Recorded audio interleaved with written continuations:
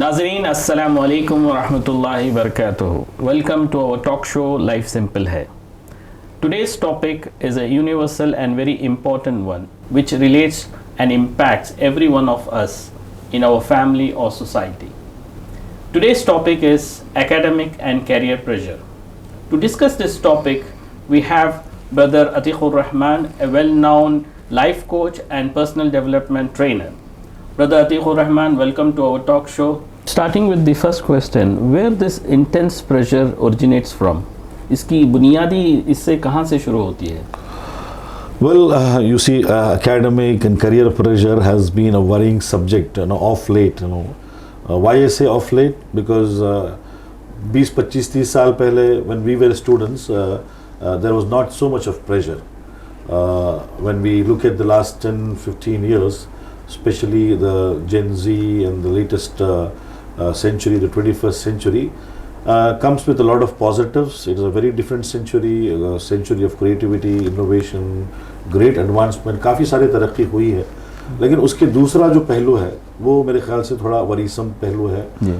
वो ख़ास तौर पर हमारे जो स्टूडेंट्स हैं, हमारे जो तलबा हैं, तो उन पर जो ये प्रेशर डाल रहा है एकेडमिक्स को लेकर, वो कितना स्कोर करते हैं, कितना वो हाई मार्क्स अपने हासिल करते हैं, या ज़िंदगी में वो क्या बनते हैं, क्या बनना चाहिए. तो इस सिलसिले में एक बहुत हाई स्टैंडर्ड्स जो है आज के सेंचुरी के बन चुके हैं. ये एक मेजर रीज़न हो रहा है. और दूसरा रीज़न कि इस पूरे सिनेरियो में हमारे पेरेंट्स वो लार्जर फ्रेम ऑफ लाइफ को, समाज के अपॉर्चुनिटीज़ के पूरे ऑप्शंस को छोड़कर कामयाबी को चंद करियर्स के साथ जोड़कर हर बच्चे को माँ बाप वही बनाना चाहते हैं जिनको लगता है कि वो इसी में कामयाबी है. तो ये पेरेंट्स का प्रेशर है. लार्जर ख़ानदानों के भी सिस्टम्स और सेटअप्स हमारे पास चलते हैं, तो वहाँ एक अपनी जो है स्टेटस का मामला है, और पढ़ाई के सिलसिले में एक अलग कल्चर का मामला है, वो ख़ुद प्रेशर डेवलप करता है. दूसरी बात, बच्चा अपने फ्रेंड्स को देखकर बहुत सारी चीज़ें सीखता भी है, सिखाता भी है, तो वो एक पीयर प्रेशर होता है फ्रेंड्स का कि फ्रेंड्स इस लाइन में जा रहे हैं, पेरेंट्स भी वही चाह रहे हैं, समाज भी यही चाह रहा है, लेकिन मैं कुछ और करना चाह रहा हूँ, लेकिन प्रेशर मुझे इस तरह जो है करवाया जा रहा है. तो ये एक प्रेशर है. जब बच्चा महसूस करता है कि ये ट्रेंड है, मैं कुछ और करना चाह रहा हूँ, तो वो अपने आप को तन्हा पाता है ना, अकेला पाता है. तो ये खुद बीइंग लेफ्ट आउट वाला जो सिनेरियो है, ये एक उसका प्रेशर का फैक्टर बन रहा है. दूसरी बात ये है कि दूसरे किसी भी मैदान में बच्चा कितना भी अच्छा कर ले, अप्रिसिएशन नहीं है, रिकग्निशन नहीं है. कुछ ही मैदानों में जाने वालों को आज तारीफ़ मिलती है, ग्लैमराइज करते हैं, इंट्रोड्यूस करते हैं, और जो ऐसे फील्ड्स जो बहुत कॉमन कहिए मशहूर नहीं है, वो फील्ड में जाने वाले बच्चों को हम ज़्यादा वैल्यू नहीं देते. फियर ऑफ फेलियर एक रीज़न है. तो ये तमाम चीज़ें मिलकर बच्चे पर आज अननेसेसरी अनहेल्थी प्रेशर डेवलप कर रहे हैं, जो एक अच्छे समाज के लिए और एक अच्छी दुनिया के लिए नामुनासिब ट्रेंड है. तो सोचने समझने वाले लोग, समाज के दानिश्वर लोग, ख़ासतौर पर पेरेंट जो है इस सिलसिले में गौर व फिक्र करना चाहिए और कुछ चीज़ों को तब्दील करना चाहिए, ताकि हम बच्चों से ये प्रेशर को निकाल सके, उसके नुकसान से बचा सके. जी, जज़ाकल्लाह खैर. एज ए पेरेंट, अगर हमको समझना है कि बच्चा इस दौर से गुज़र रहा है, उसके जो सिम्टम्स को जानना है, तो क्या सिम्टम्स होते हैं बच्चों के ऐसे? जी, वालिदैन वो लोग होते हैं जो किसी भी इंसान या किसी भी बच्चे को सबसे बेहतर समझते हैं. अल्लाह ताला का निज़ाम है कि वालिदैन को औलाद से नवाजता है, तो माँ ख़ास तौर पर उसको अपने जो है कोख में रखती है, तो वहाँ से उसकी वो पूरी कनेक्शन बनती है, और फिर जब वो दुनिया में बच्चा आता है तो वालिदैन उसको तरबियत करते हैं, आगे बढ़ाते हैं. तो हर बच्चे का अपना सोचने का अंदाज़, उसकी काबिलियत, उसकी पसंद, उसकी नापसंद, उसके टेम्परमेंट, उसके बिहेवियर, मुख्तलिफ़ चीज़ों को वो समझते हैं और बचपन से उनकी वो जर्नी को देखते हैं. तो जब आप महसूस करें कि बच्चे जब इस तरह के प्रेशर में होते हैं, एकेडमिक प्रेशर कहिए या करियर का प्रेशर कहिए, तो बहुत सारे चीज़ें उनके आप साइकोलॉजिकल तौर पर देखेंगे तो बच्चा बिल्कुल अननेसेसरी वरी में रहेगा, अननेसेसरी फिक्रमंदी के कैफियत में रहेगा, स्टेट में रहेगा. दूसरा, हर हमेशा बच्चा टेंशन में रहेगा, बच्चा खामोश हो जाएगा, अपने आप को दूसरों से घुल मिल करने वाला मामला छोड़ देगा, ये साइकोलॉजिकल एस्पेक्ट है।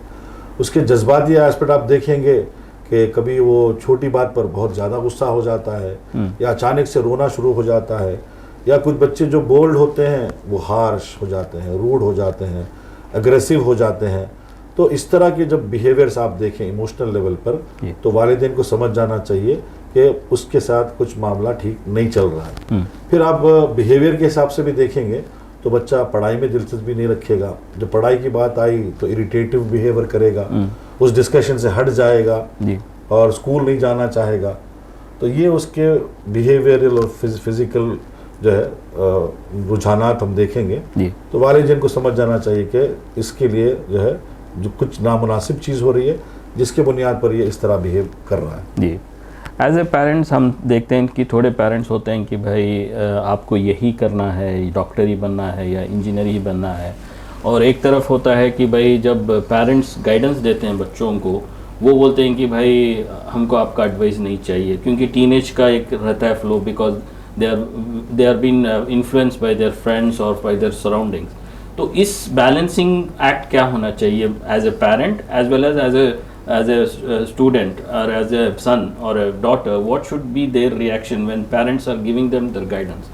So उस हिसाब से अगर आप थोड़ा रोशनी डालेंगे। देखिए, ये बहुत इम्पोर्टेंट है इस बात को समझना कि ये प्योर टीम वर्क है। यानी टीम वर्क से मुराद एक तरफ हमारे पेरेंट्स हैं जो हर बच्चे का भला चाहते हैं, बच्चा कामयाब ज़िंदगी गुजारे, अच्छी ज़िंदगी गुजारे, वो कामयाब हो, तो हर पेरेंट जो है वही चाहता है। और बच्चे भी चाहते हैं कि वो ज़िंदगी में अच्छी ज़िंदगी गुजारे, खुशहाल ज़िंदगी गुजारें, लाइक उनकी ज़िंदगी में मसाइल कम हो। तो ये हर बच्चा चाहता है, फितरी ये जो है इंसान की टेंडेंसी होती है। लेकिन इशू ये है कि एक तो मैं इसको इस तरह बताना चाहूँगा कि माँ बाप अपने अरमानों में हैं कि मेरा बच्चा यही करे तो कामयाब है। तो माँ बाप के अपने अरमान हैं, माँ बाप के अपने विशेष हैं। कभी अपनी ज़िंदगी में नहीं कर पाए तो वो चाहते हैं कि वो उनका बच्चा करे, वो उनकी बेटी से वो पूरा हो जाए, ये अरमान है जी। दूसरा, हमारे टीचिंग सिस्टम और जो टीचर्स हैं, with all due respect to their contribution, वो अनजान है। किस चीज़ से अनजान है कि दुनिया में आज कितने ऑप्शंस ओपन हैं अपार्ट फ्रॉम मेडिकल और इंजीनियरिंग और जो पॉपुलर जो फील्ड्स के अलावा बहुत सारे आज ऑप्शंस ओपन हैं। तो हमारे टीचर्स जिनके साथ बच्चे बहुत अच्छा वक्त गुजारते हैं, तो वो अनजान है, बिल्कुल आधा इन्फॉर्मेशन उनको है, और बच्चे परेशान हैं कि हम 10th के बाद क्या करें, 12th के बाद क्या करें। तो ये सिनारियो है। इस सिनारियो में टीम वर्क होना चाहिए। बच्चे अपने पेरेंट्स से गाइड लें, क्योंकि पेरेंट्स के पास कुछ तजुर्बा होता है। तजुर्बा ना भी हो तो उनके अंदर जो तड़प होती है बच्चों को लेकर, वो ऐसे लोगों से मिलाएंगे, काउंसलर्स से, कोचेस से, जो इसके मैदान के माहिर हैं, उनको सही रहनुमाई करेंगे जी। और अगर पेरेंट्स खुद क्वालिफाइड हैं तो बच्चों से बात करें, उनके टैलेंट्स क्या हैं, उनके स्ट्रेंथ्स क्या हैं, वो किस में अच्छा करते हैं, किस में उनको करने में मज़ा आता है, और वो क्या आगे बढ़ना चाहते हैं, मालूमात लें, कम्युनिकेट करें जी। और फिर कम्युनिकेशन करने से दोनों के पर्सपेक्टिव मालूम हो जाते हैं कि बच्चा क्या चाहता है और पेरेंट्स क्या चाहते हैं। तो एक टीम वर्क के ज़रिए से एक तो वो तमाम जो इम्पैक्ट्स हैं प्रेशर के, वो भी डील करने में कम्युनिकेशन एक टूल बनेगा। करियर के डिज़ाइनिंग में भी पेरेंट्स और बच्चों का एक टीम वर्क हो। बच्चा अपने विशेष बताए तो पेरेंट्स उसको पहले एक्सेप्ट करें।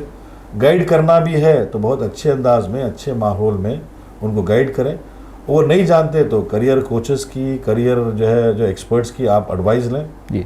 बहुत सारे साइकोमेट्रिक टेस्ट, बहुत सारे ऐसे जो है चीज़ें हैं जिससे हम बच्चे के इंटरेस्ट को, बच्चे की सलाहियतों को मालूम कर सकते हैं। तो जिस तरह हम कोई भी फिजिकल इंजरी, कोई भी मेडिकल इशू के लिए एक डॉक्टर के पास जाते हैं, तो करियर का सिलेक्शन भी बच्चा किस मैदान में जाए, वो भी एक बहुत सेंसिटिव एस्पेक्ट होता है लाइफ में जी। मैं ये बात इसलिए भी कह रहा हूँ कि आज बहुत सारे लोग अपने फील्ड और अपने टैलेंट के हिसाब से अपने फील्ड में नहीं जा रहे हैं। ये तमाम जो सोसाइटी के ट्रेंड्स हैं, तो उस बुनियाद पर गलत फील्ड में जा रहे हैं और वहाँ ठीक नहीं कर पाते, तो हिंदुस्तान को या किसी मुल्क को अच्छे रिसोर्स बहुत सारे मैदान में नहीं मिल पाते क्योंकि मिसमैच हो रहा है। उससे बच्चे पर प्रेशर भी बिल्ड हो रहा है और वह कामयाब लाइफ गुजार भी नहीं पा रहा है। माँ बाप भी उससे नाखुश होते हैं। तो सही करियर मैपिंग, सही करियर कोचिंग और काउंसलिंग ले, बातचीत करें, तो मेरे ख्याल से ये मामला बहुत आसानी से टीम वर्क से डील हो सकता है। जज़ाकल्लाह खैर।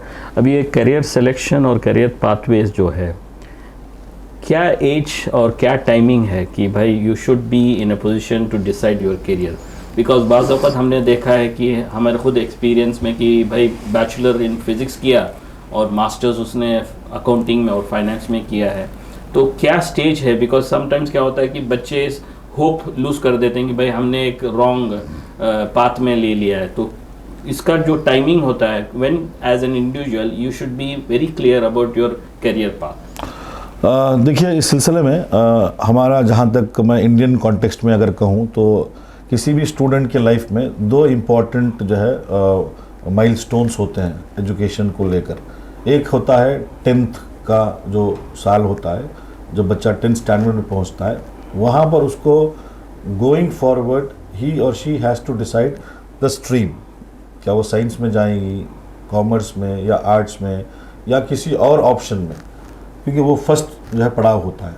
तो उसके बाद फिर आता है मरहला 12th का, और फिर उसके बाद आप ग्रेजुएशन और उसके बाद पीजीज वगैरह में जाएंगे। But the first step is during 10th standard. तो उस सिलसिले में एक तो बचपन से वालिदैन को, उनके गार्डियंस को उस बच्चे की सलाहियत, ओरिएंटेशन, इंटरेस्ट, पसंद नापसंद, इन तमाम के सिलसिले में वाकिफ़ियत होना चाहिए। और 8th तक तो नेचुरली पढ़ेगा, आगे बढ़ता जाएगा। और अब ख़ास तौर पर 8th और 9th के एज ग्रुप में जब आता है बच्चा, तब आप उसके करियर के सिलसिले में जो है फ़िक्रमंद होना मुनासिब भी है। और आज के दौर में क्योंकि ट्रेंड्स काफ़ी ड्रास्टिकली बदल रहे हैं, तो बहुत जल्दी भी मैप करने से ट्रेंड्स नए हो जाएंगे। तो इसलिए बच्चा जब 8th और 9th में आ जाता है, उस वक्त बच्चे के सिलसिले में गुफ्तगू करना, बच्चा खुद उस बारे में कंसर्न लेना, तो that could be a right age, because when he is in 10th standard he has to make a decision at the stage of 11th standard whether you would want to go into technical or want to pursue science or commerce or arts or any other option which is available in the 21st century. Yeah. So according to me, 8th is a good time for parents to think, and also the students to start thinking about what field they want to go. Okay. जैसे हम professional life में देखते हैं कि जी personal test होता है, personalisation test होता है कि जहाँ पर एक बंदा इंट्रोवर्ट है या एक्सट्रोवर्ट है, and everything is good, it's not right, this is right, this is wrong. When we go into corporate world they say if you are an introvert it's fine.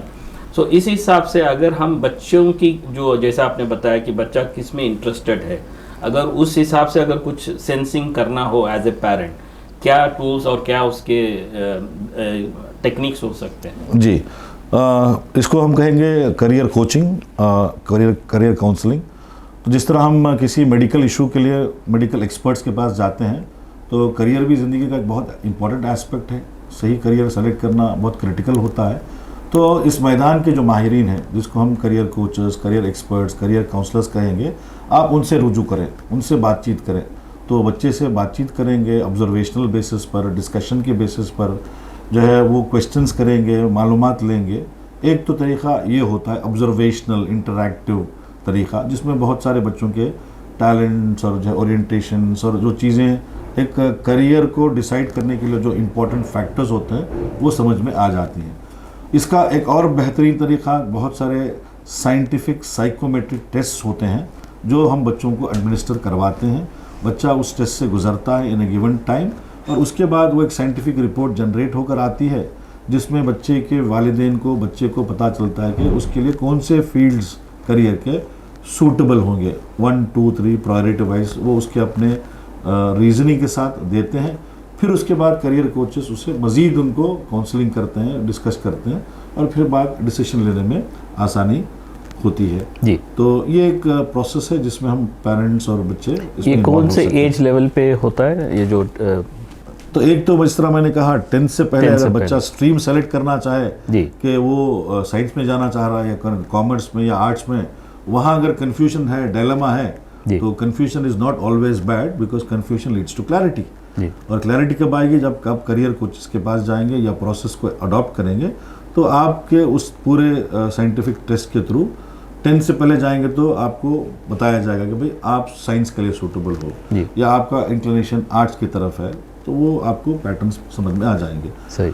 आगे बढ़ते हुए 12th के बाद अब आपको बहुत सारे फील्ड्स ओपन अप हैं। साइंस का जो स्टूडेंट है उसके लिए मल्टीपल ऑप्शंस ओपन है, वो किस में मजीद जाए वो कन्फ्यूजन है। तो उसके बाद फिर उसको अगेन स्ट्रीम के बाद डिफरेंट ऑप्शंस का, कई बच्चे बहुत क्लियर होते हैं कि मुझे इंजीनियरिंग ही करना है बिकॉज मेरा मैथमेटिक्स ठीक है, फिजिक्स ठीक है, I am good at it, is very clear कि I have to do engineering, but किस ब्रांच ऑफ इंजीनियरिंग में मुझे करना है, यहाँ अगर कन्फ्यूजन होता है तो ब्रांच सेलेक्टर का हम लोग टेस्ट लेते हैं, उससे वो टॉप 3 ऑप्शंस इन इंजीनियरिंग निकल कर आते हैं जी।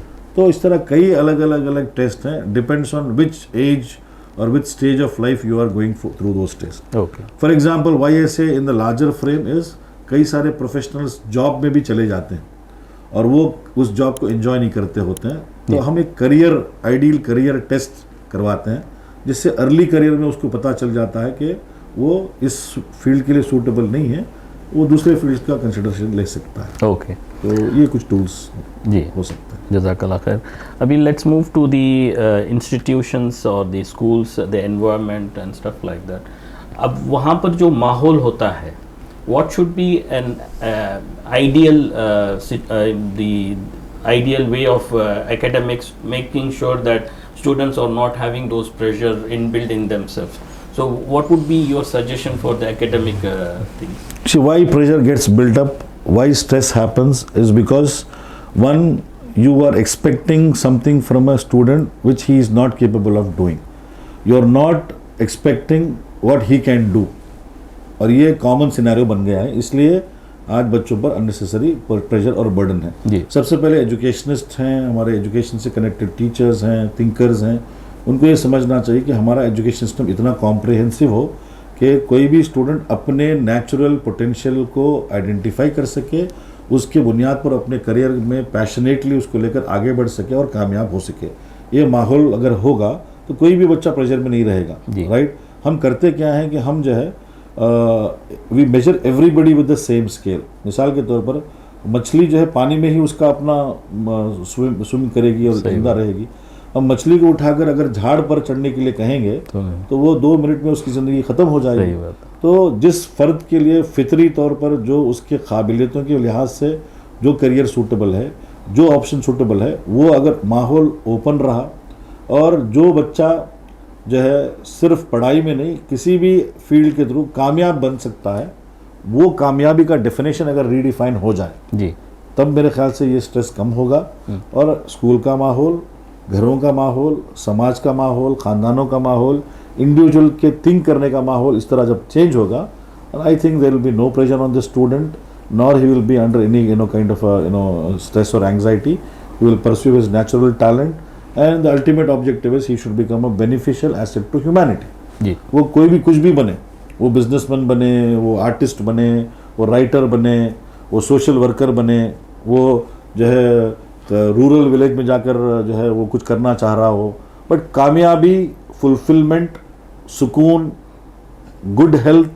ये अगर लार्जर फ्रेम का आइडिया रहा ज़िंदगी का, कामयाबी का, तब मेरे ख्याल से ये तमाम जो इफेक्ट्स हम देख रहे हैं वो दूर भी होंगे और I think we will have a wonderful society. मेरा आखिरी सवाल है कि एज ए सोसाइटी हमारा जो रहन सहन कैसा होना चाहिए, बच्चों का जो माहौल जो है, अब जो प्रेशर आया हुआ है कि भाई ये लड़का, फलाना लड़का इंजीनियर बन गया, फलाना लड़का डॉक्टर बन गया, एज ए सोसाइटी कैसा हमको बिल्ड करना चाहिए so that it will be more positive encouragement? Because आज जैसा आपने बताया कि हर फील्ड में माहिर हैं, जैसे अभी क्रिकेट भी उठा लें, कोई IPL में स्टार हो जा रहा है, कोई दूसरे फील्ड में जाके, वो अपॉर्चुनिटीज बहुत ज़्यादा होंगे आज के माहौल में। तो एज ए सोसाइटी हम उसको कैसे, एज ए स्टूडेंट को कैसे उसको इंकरेज करना है? अगर वो जैसा आपने बताया कि you should do what you feel is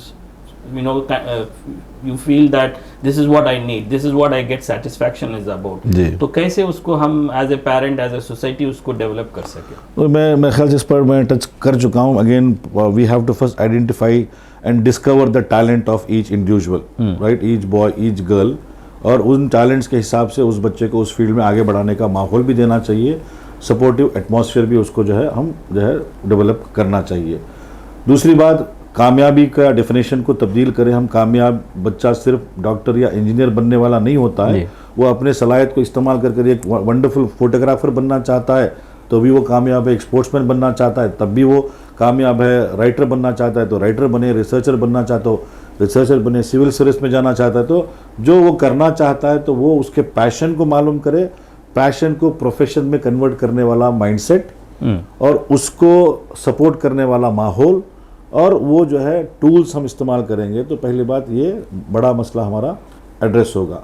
दूसरी बात, जो बच्चे जिस फील्ड में जाएंगे, जिस उनका पैशन रहेगा, उसमें वो एक्सेलेंट परफॉर्मेंस देंगे। तो हमारे सोसाइटी के लिए, एक डेवलपिंग इंडियन नेशन के लिए, we will have the right people in the right position for the right field. So the productivity index of the entire country will grow, will develop. Third point ये है कि हमारे parents भी aware हो कि दुनिया में आज कितने ऑप्शंस ओपन हैं। टीचर्स खास तौर पर एम्पावर करें अपने आप को, क्योंकि बच्चों की ज़िंदगी में उनको सिर्फ कुछ किताबों की नॉलेज या इंफॉर्मेशन नहीं पढ़ाना होता है, उनको as a human personality, wholesome personality बनाने की तरफ हमारे टीचर्स अपना रोल प्ले करें। जी, आज के 21वीं सदी में इतना इंफॉर्मेशन अवेलेबल है इंटरनेट पर कि बच्चा खुद भी पढ़ सकता है, लेकिन एक parent most powerful inspirer, motivator हो, एक टीचर अपने आप को गार्डनर की तरह बच्चे के टैलेंट के हिसाब से आगे बढ़ाए, ये उसका रोल हो। समाज, हर बच्चा वो जो कामयाब हो रहा है अपने पैशन के हिसाब से, वो एक्सेप्ट करे, रिकग्नाइज करे, और बच्चा सिर्फ पढ़ाई और ग्रेड की हद तक मेजर ना करें, और सिर्फ पढ़ाई में आगे बढ़कर समाज के, सोसाइटी के सेंसिटिविटीज़ को नहीं समझ रहा है, तो I think that success is very limited success. He should be beneficial to himself, he should be beneficial to his family. Family के बियॉन्ड बहुत सारे हमारे आज डॉक्टर्स और इंजीनियर्स हैं, अपने ख़ानदान के लोग गरीब हैं, भूखे मर रहे हैं, there is no concern. I think that is no use of such education, of such degrees. We want an individual to grow largely, comprehensively, जो अपने लिए बेनिफिशियल हो सके, अपने फैमिली के लिए, अपने एक्सटेंडेड ख़ानदान के लिए, अपनी सोसाइटी, कम्युनिटी के और ह्यूमैनिटी के लिए बेनिफिशियल हो। ऐसा एक इंडिविजुअल हम तैयार करें, और वो इंडिविजुअल इंटेलेक्चुअली साउंड हो, इमोशनली अलाइंड हो, साइकोलॉजिकली बिल्कुल जो है स्ट्रॉन्ग हो, फिजिकल उसका बिहेवियर अच्छा हो, वो स्पिरिचुअली क्रिएटर से कनेक्टेड हो, दूसरों की सर्विस उसकी रिस्पॉन्सिबिलिटी वो समझे, वो एज ए सोसाइटी का फ़र्द होते हुए उस सोसाइटी के मसाइल को हल करने वाला बने, वो एक मुल्क का शहरी होते उस मुल्क को डेवलप करने का नेशन बिल्डर वो बने। ये कामयाब ज़िंदगी है। इस तरफ बच्चों को हम आगे बढ़ाएंगे तो आप देखेंगे बहुत खूबसूरत फूल, उस गार्डन से गुलाब भी निकलेंगे और जैस्मीन भी निकलेंगे और बहुत सारे खूबसूरत फूल निकलेंगे। और फूल अलग अलग गार्डन में होते हैं, तभी गार्डन की खूबसूरती, उस गुलिस्तान की खूबसूरत होती है। हमारा समाज भी ऐसे ही है कि हम समाज में हर फर्द बेहतरीन फ़र्द निकले, ये हमारा ऑब्जेक्टिव। अनफॉर्चुनेटली आज बहुत सारे फील्ड्स आज एक्सप्लॉयटेशन के लिए इस्तेमाल किए जाते हैं। आज मेडिकल फील्ड कहिए, इंजीनियरिंग कहिए, एडवर्सी कहिए, आज वो लोग जो इंसाफ दिलाना है वो पैसे की ग्रिड के लिए इंसाफ वाले को नाइंसाफ़ी वाले को पूरा माहौल चेंज हो रहा है। डॉक्टर बन रहा है, पेशेंट की किडनी चोरी कर रहा है। We don't want such doctors, we don't want advocate who does not give the right to the person who deserves right.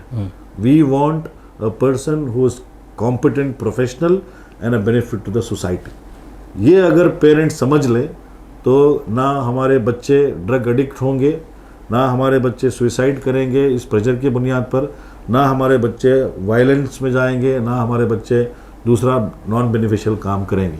क्या हमारे पेरेंट्स ये चाहते हैं कि उनका बच्चा पढ़ाई में सिर्फ आगे बढ़ जाए और कल के दिन वो समाज के लिए नुकसानदेह हो? हमारे पास आते हैं केसेस कि पेरेंट्स आकर बस रोते हैं कि हमारा बच्चा ड्रग एडिक्ट हो गया, हमारा बच्चा अल्कोहलिक हो गया, हमारा बच्चा डिप्रेशन में है।